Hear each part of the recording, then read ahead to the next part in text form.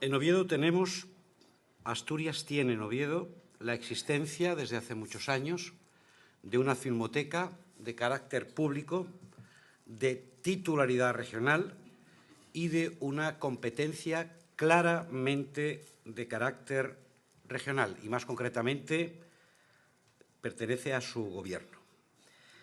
Nosotros creemos que esa filmoteca debe de seguir potenciándose por los siguientes aspectos.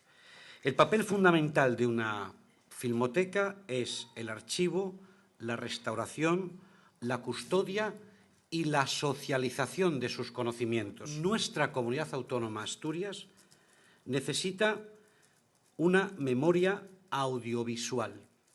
Creemos que esta filmoteca debe de estar en Oviedo, como los juzgados de primera instancia están en Oviedo, o como está el gobierno regional. No por ningún chauvinismo, sino porque simplemente aquí se creó y no hay ni una sola razón para hacer el traslado a ningún otro municipio, sin chauvinismos. Creo que una decisión de estas características no debe de tomarse al margen de los ayuntamientos y al margen de las asociaciones.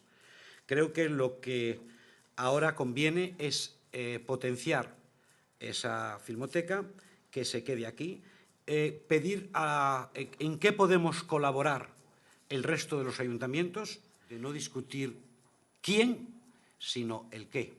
Es decir, centrarnos en el papel que tiene que jugar esta filmoteca. Muchas gracias.